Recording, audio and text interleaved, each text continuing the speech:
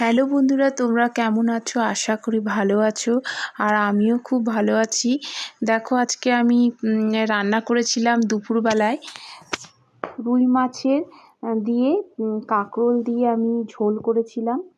প্রথমে রুই মাছগুলোকে একটু ভেজে নিয়েছিলাম। ভেজে নেওয়ার পর ওই তেলের মধ্যেই আমি পেঁয়াজ আর কাঁকরোলটাকে বেশ ভাজা ভাজা করে ওর মধ্যে আমি মশলা দিয়েছিলাম। মশলা দিয়ে ভালো করে একটু কষিয়ে নিয়েছি নুন হলুদ দিয়ে। আর কয়েকটা চেরা কাঁচা লঙ্কা দিয়েছি যাতে একটু ভালো ঝাল হয়। দিয়ে দেখো, মশলাটা যখন আমার একটু কষানো হয়ে যাবে, দিয়ে আমি ওর মধ্যে জল দিয়ে দেবো। দিয়ে জলটা যখন একটু ফুটে উঠবে, ঝোলটা একটু যখন ফুটে উঠবে, তখন ওই ভাজা মাছগুলো দিয়ে দেবো। আর আমার এই রেসিপিটা তোমাদের কেমন লাগলো কমেন্ট করে জানিও। জানি একটু অন্যরকম হয়েছে, কেননা অনেক সময় আলু দিয়েও করা হয়। আজকে করেছি একটু অন্যরকমই করেছি, কাঁকরোল দিয়ে করেছি। আজকে রেসিপিটা এই ছিল।